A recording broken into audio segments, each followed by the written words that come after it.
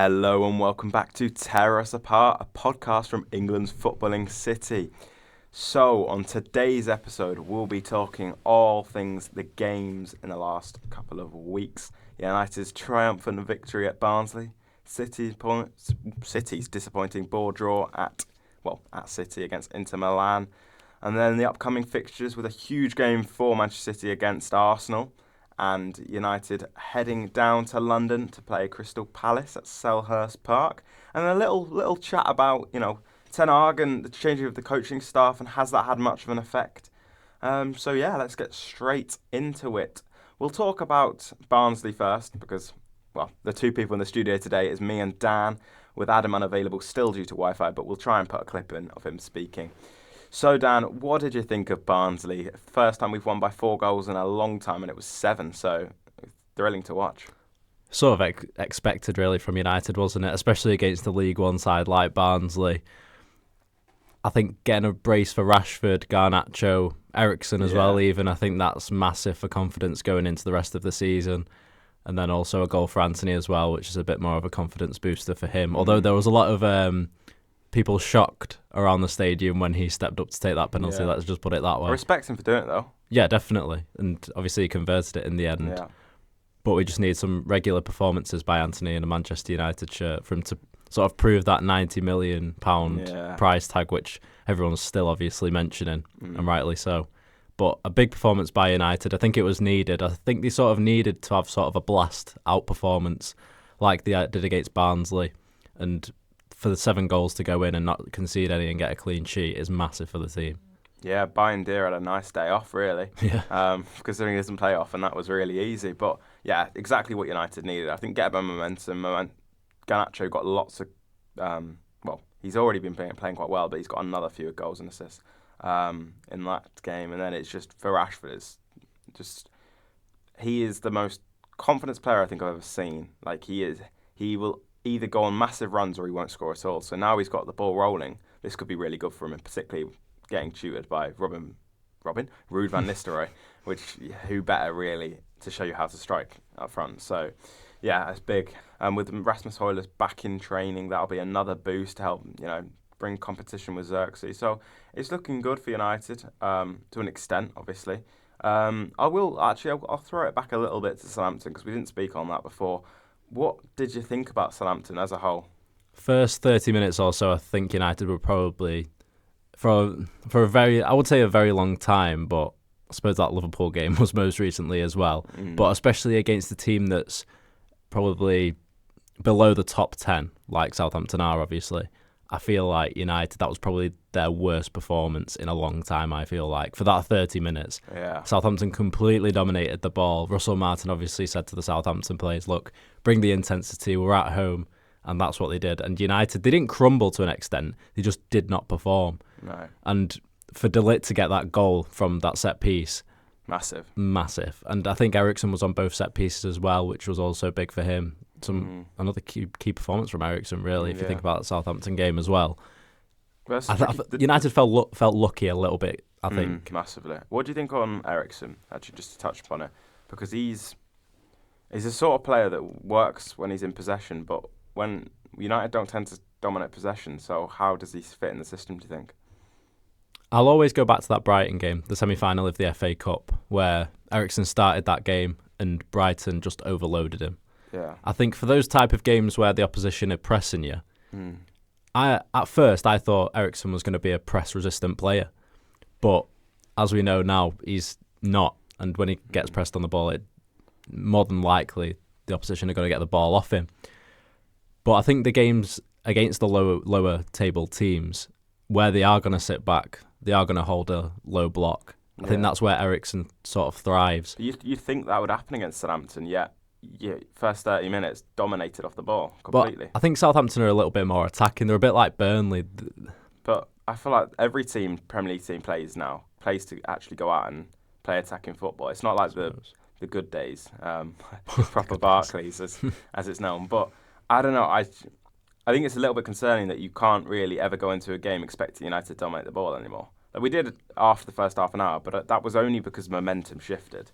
If momentum wasn't a factor, Southampton looked like they were going to score. The way I see United at the moment is they're a counter-attacking team still, but they can dominate the ball more than they have done in previous seasons. Yeah. And there are certain patterns of play. You go back to the FA Cup quarter-final against Liverpool last year, there were certain spells there. And then ever since sort of the start of the season, you saw it in pre-season as well. There's certain patterns of play that United have been playing. And you can really sense that they have been practicing that in training. Going back to Eriksen, though, he was going to... There were rumours about him going to Ajax, obviously, but that didn't get over the line. Do you reckon he stays until January? I assume no. We don't have enough depth getting rid of McTominay to lose another 8. He is sort of needed. As seen, he came straight in to the starting 11 so for the Premier League against Southampton. So I don't think we have much choice to lose him. I think him and Casemiro will be gone in the next summer, but for now they're both vital players to give depth that we don't have in midfield. We'll move on from that. So United at the weekend have Crystal Palace, which is never an easy game. I remember Michael Olise's free kick when we were on our best form. Was it a year and a half, 2 years seasons ago, yeah. Yeah, and that stifled our title hopes, which wasn't really much. But, Palace is always a little bit of a tricky game. City always struggle against Palace. It's never an easy game at Selhurst. So how do you feel going into that? I actually went to the 4-0 last season when United got beat in that away end, which was, I've not been to many away games, obviously, but that away game I've heard from other fans was probably the best away end in a long time. The performance, however, from the players on the pitch was not there, as we know. Horrendous. Eze and Olise ran that show. They really did. So it's going to be a tough game for United. Obviously, Oliver Glasner was the coach of Crystal Palace then, and he still is now. And Palace, obviously, the last time played Leicester, drew 2-2. But I still think when they come up against big teams, Palace always somehow pluck something out of the bag, and I don't know how they do it, but I think United will be quite hopeful going into the game, especially after that Southampton and Barnsley performance. Whether they can get a result is another question. I feel like when it's that 5:30 game at Selhurst Park, it's quite a tough place to go to sometimes, especially if Crystal Palace bring that intensity. I feel like the wingers will be key again for United. Whether Xerxes will play or not, obviously, like you said before, Rasmus Højlund's come back into training, but whether he's fully fit to start, you don't know. Rashford's obviously going to start again, you'd think. Yeah. Garnacho possibly as well. They've both got braces at the weekend, so they are keeping Amad Diallo out of the team at the moment. As much as I think that he should probably start for United, I don't think he'll start in that game, and I think the game will suit Rashford and Garnacho. How do you see it going? I think teams don't fear United. Teams don't go, all right, like against City, you're going to have to concede a lot of possession. You have to sit back, take your chances. With United, I think most teams can comfortably go, do you know what, we can actually overrun them. If we play our cards right, we can overrun them, because the midfield is still a gaping issue for United. Figuratively and literally. There is major holes, and I still do not understand the strategy right now, because it is such a weird, it's a weird idea for a team that you have in the Premier League. You have such a gaping hole in the middle, always having Casemiro running so high up and leaving so much space in the midfield, which midfield wins games. We know that. So I don't really understand why he's still stuck with this idea.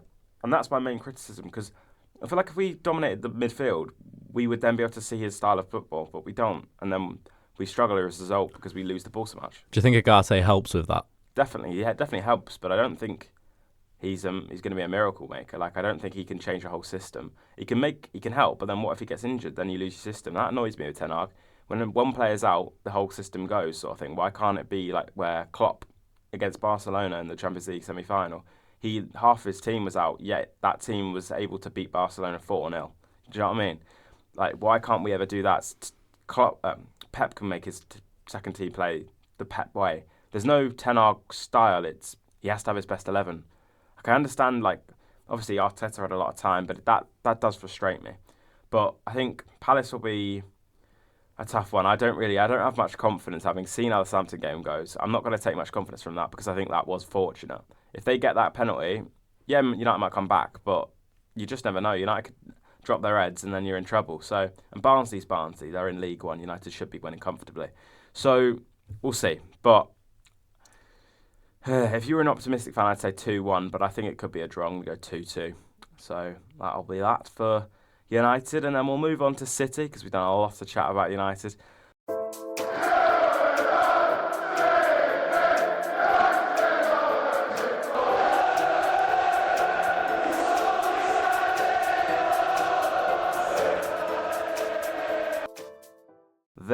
We'll talk a little bit about their win against Brentford. They obviously went 1-0 down within a minute, but then they crawled it back. And apparently, did Pep say it was the best he'd seen from a side in the first half an hour, something like that? Oh, it might have been. I'm not too sure, but Visser obviously scored, like you said, inside the first minute. And, well, Pep's talking, obviously, sense there because Brentford very much had City on the back foot for the majority of that half. That's the threat on the counter-attack. You could see it was clear and obvious.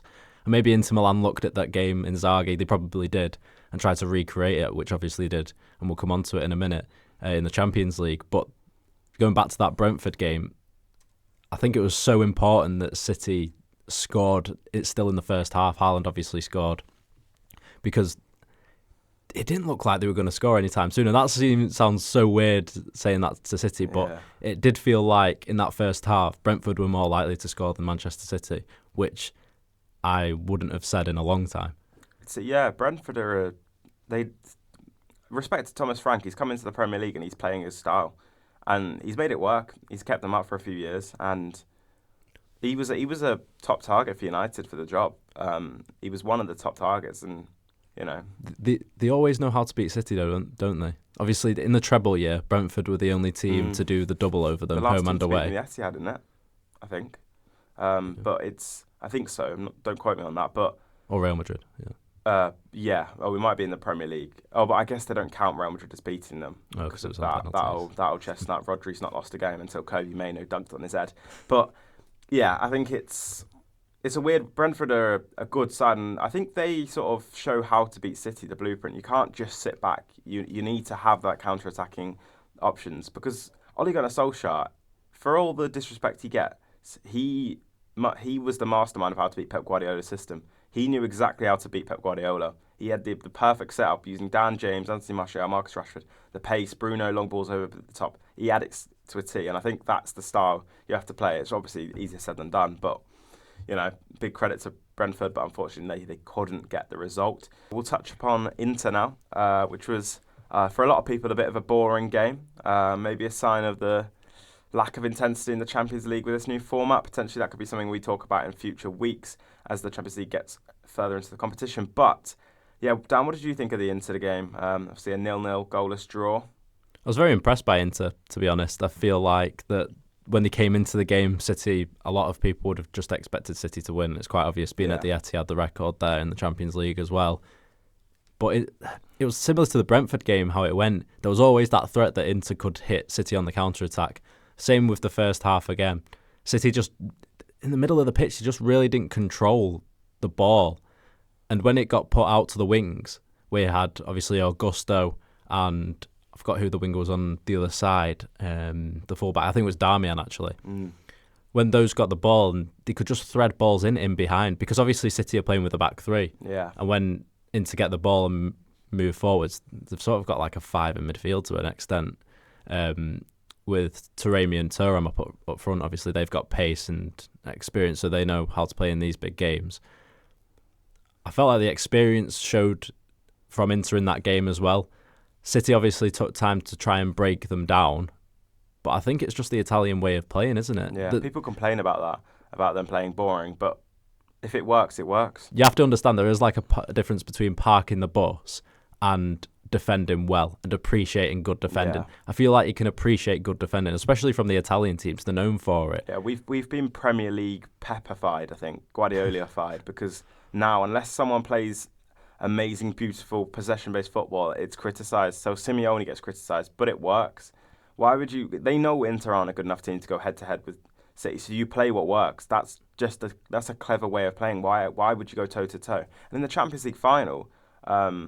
when City beat Inter Milan could have easily got back into that game. They played that style and they had City rattled for a bit. If it only wasn't for Lukaku, that game could have easily been different. So I feel like we're very we sort of put our perspective on football a lot of the time, English fans, when actually they shouldn't really get criticism because they do the job. And getting a goalless draw is a big result at the Etihad, considering their record. So I think it's a fantastic performance from Inter. Did you see what Akanji said about the kits? Obviously, the new Noel Gallagher kit that got released. So City have got this sort of grey, lime, orangey pink mixed all in together. And Akanji thought he saw Bernardo Silva on the sideline, but it was actually the linesman. Oh, man. So, yeah. And I just want to do a quick shout out to Peter Schmeichel and his comments about the Etihad's atmosphere. What a guy he is. Definitely a red, not a blue for sure. We'll talk a little bit more on City. Obviously, at the weekend, it's probably the biggest game of the season so far in the whole of the Premier League. City Arsenal, the two title favourites. What a huge game this will be, Dan. Yeah, you've picked it up quite well there. I think that it's going to be an interesting one because obviously Arsenal beat City last year and then they drew at the Etihad, which was sort of like a chess game that was a 0-0. Yeah. I think the year before that, City beat them twice at home. Yeah, that was crucial in the end. And obviously away, as well. So this is going to sort of be a massive incline to see what happens this season, I think. Because big telling sign. Yeah, because I know there's been question marks over whether Arsenal still can go to that level, and if Arteta doesn't reach that level and win a trophy this year, he could possibly be sacked. I highly doubt it. Yeah, I highly doubt it. But some Arsenal fans, you know what they're like. Yeah, of course. So they might want him out at the end of the season if they don't win anything. Equally to that, I think both teams know each other now, how they want to play. Arsenal have seen the Inter Milan game, seen the Brentford game, obviously seen the United game in the FA Cup final. Like you said there is a blueprint to beating City, but there's also a blueprint. Exactly. The only team probably in the world except Real Madrid that could go toe-to-toe. And maybe Liverpool back in under Klopp. I don't know if about under Klopp, but... So, yeah, if they can go toe-to-toe, it would be an exciting watch, but I don't think that'll happen. I think Arteta's too sort of... Safe? Yeah, in his approach, he is very much safe, I think. Set-piece goal. Yeah. It's just too many safe formations, safe tactics. That's why last year's game at the Etihad was so boring, when it had so much hype to the game. So I hope this game does live up to the expectation. I guess it's the consequence of losing is a lot bigger than... If you can get a draw, it's a safe result to get a draw at the Etihad. I think if you're at home in these games, you have to win. I think that's the blueprint to win the Premier League, even though they didn't and they won at home. But at that point, they needed to beat City and they didn't in that title run-in. But yeah, I think it's huge, and I think it'll be a big sort of showing of where both teams are at, because obviously City haven't had the biggest challenge yet, but they've still won their games, and usually they start slowly. And City are 2 points ahead of Arsenal right now? Yeah. So Arsenal really need to crawl this back, because as we know, any points behind is almost game over. Obviously, it's very early, but... The crazy thing is, as well, if they both draw and Newcastle win, Newcastle go top of the league. God, what more could you want? St James's Park will be bouncing. But yeah, it'll be huge. It'll be brilliant. I can't wait to watch it. Hopefully, it provides an exciting game, because I feel like when it was Liverpool and City dominating, it was always a brilliant game. It was unbelievable to watch. Whereas Arsenal City feels a bit more tactical, feels a bit more safe, and like it's.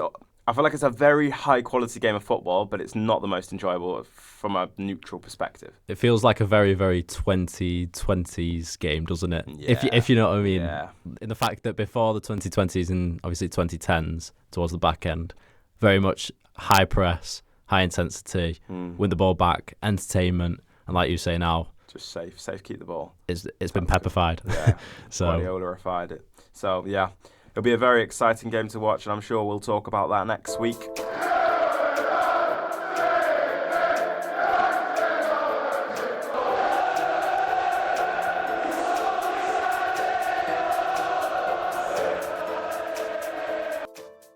We'll go on to our main segment of the show this week, which is sort of just kind of going back to what we were speaking about, really, about Ten Hag. And obviously there was a lot of promises in the summer, completely changing the coaching staff, bringing Rene Hackey in and Ruud van Nistelrooy, and one of Arsenal's former set-piece coaches, Andreas Jorgensen, who was also at... a Dutch club, wasn't he? Yeah, he was a manager at Dutch clubs, and then he's gone back now into set piece coach for United. That was the main thing for me that was always exciting over summer. How Ineos managed to pull these coaches that wanted to be full-time managers and made them into their own roles. But we're we're about a month into the season, and where do you think we're at in terms of compared to last year? I think there's a style of play more than there was last year, like I mentioned before. There's certain patterns of play that you can see in United's game that you couldn't see last year. But I do think we are still vulnerable at the back. Yeah. Very much so, and especially against the bigger teams. That Liverpool game was humbling. Yeah, it was crunch time, really, because Arne Slot's obviously come in 3 games in. Ten Hag's been for 3 seasons at United now, and he tactically outclassed Erik Ten Hag after 10 minutes. So that's quite the worrying part. And he knows him. Ten Hag knows him. He knew what to expect, and he still got schooled, which is, I think he's... It's weird, though, because in the Netherlands, Arne Slot was put up there sort of a little bit more than Ten Hag because he had that sort of charisma. His personality was more... He had more character to him. So a lot of the Dutch media preferred Slot than they did to Ten Hag because Ten Hag's sort of quite robotic, isn't he, in his approach, especially in press conferences too. And that's sort of playing out now because when you do watch Erik Ten Hag's press conferences, he doesn't give much away. And he is quite stern to a point. Yeah. But with Slot, he's very much, I'll tell you what tactics there are and I'll tell you everything that you need to know. He literally outlined United's whole tactics and formation after the post-match of the 3-0 against United. I don't think you can base it purely off the personality amongst the media, because the media hated Ferguson, and he's the greatest manager in Premier League history, arguably. So I think Ten Hag has got his vulnerabilities in the media. When he talks about XG after losing to Liverpool, that was baffling, as we've said on the podcast before. But no, I don't blame him fully for what he's like in the media. I think that's just him and how he speaks his English, and that's fair enough. But the style of play thing, I do agree there's more of a style of play, but not enough to convince me when you're seeing a team that's struggling, like Southampton, come and just play us off the park for 30 minutes. Like, all these players we've got, and we're still got a gaping hole in the midfield. You'd think they would try something different, like all these new coaching staff, but they still try the same thing Ten Hag did before. So what's changed there? Obviously, there's more patterns, but... Is it just a repeated cycle, do you think? Because United fans always think, is it the ownership? And if it's the ownership's fine because now we've got Ineos, then it must be the coaches that aren't right. And if it's the coaches that aren't right, it must be the players on the pitch that are right. But why can... I feel like it's not... For me, you don't have to have amazing players to make a good team.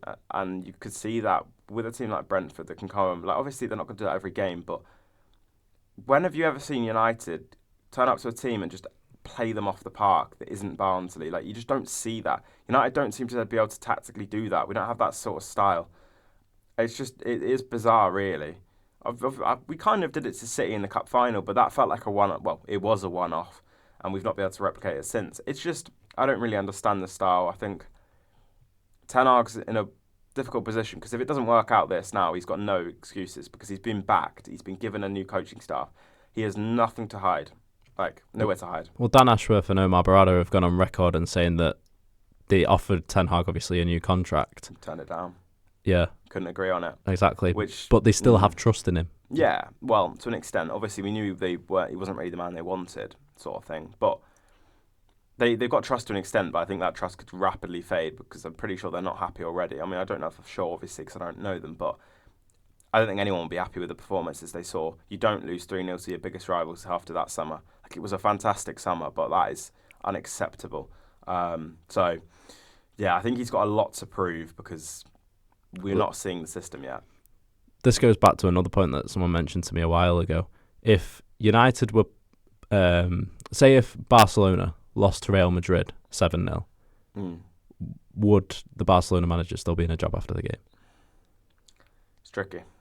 Same with Real Madrid. Yeah. Same with all the big clubs that United hold in the same esteem of. Yeah. Was that not just the week after the cup win, though?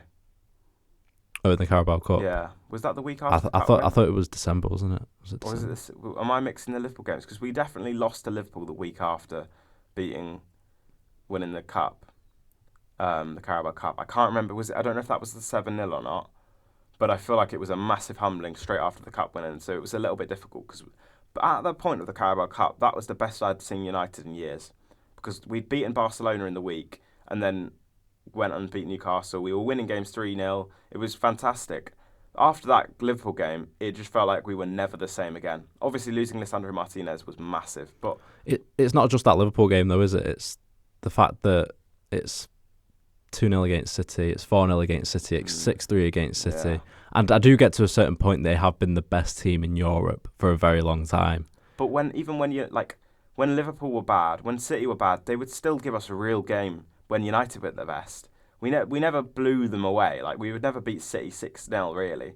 I mean, they obviously beat us 6-1, but why is it not like that? Why are we so easy to play against and not hard to play against? That's what I mean. Like, we don't seem to. Ten Hag doesn't seem to change enough. Like, that gaping midfield we can get away with it a few times on the counter attack against Fulham, but when you're doing that against City, they punish you, and that's why I just don't. I'm a little bit confused about the system so far, and I think Ten Hag the jury's out on Ten Hag, and he'll have to prove himself. And obviously, it takes time to get the mould of the squad, because he's had a lot of new signings, but he's got a lot to change, because right now, with that squad, he should be doing a lot better. Say if it comes to either the end of the season, December, results haven't gone Ten Hag's way, and I'm not pushing anything forward to say that he is going to get sacked, obviously. I'm just saying hypothetically. Okay. There's probably no manager out there at the moment that United would probably take. And I reckon if he did get sacked, I reckon Van Nistelrooy would come in as manager. Yeah, well, that was the reason he really stayed in the job. That was Ineos' biggest issue. They didn't deal with that situation with Ten Hag very well, and they kept him because of the fan support and because there was no other big option really available. You could say Tuchel, but I feel like Tuchel is not the style of play they actually want, but I actually think he'll end up, right now, obviously, if he was to get sacked and Van Nistelrooy wasn't at a club, I think he would get the job. But then he doesn't play the style, so I don't know. But Van Nistelrooy, yeah, I think he's lined up to become like the interim, and it's sort of an Ollie sort of interim. See how he does. If he does well, then give him a shot, sort of thing. It's just a repeated cycle, yeah, though, isn't it? I know obviously Van Nistelrooy's built a lot more up in his career. Yeah, he's just been at PSV though, so since the under-17s, I think. But yeah, Van Nistelrooy's done more than Ollie per se, you could say, but then Ollie did win titles. And yeah, it's difficult, but I think we'll just have to see with Ten Hag, really. And the next couple months will be crucial for him, because Ineos aren't going to mess about like the Glazers and only change if they have to. He will be gone if he's not good enough. I think it's just there's a dry manager market right now, and there's not many good options out there. But if Kieran McKenna continues, or Van Nistelrooy sort of proves himself at the club and they like him, he could get the job. So we'll just have to see. But I think we both agree that Ten Hag needs to do a lot more. And that comes to the end of the episode. Thank you very much for listening. Please give us a follow on TikTok, on Instagram, and our new YouTube channel at Tear Us Apart. And yes, we will see you later.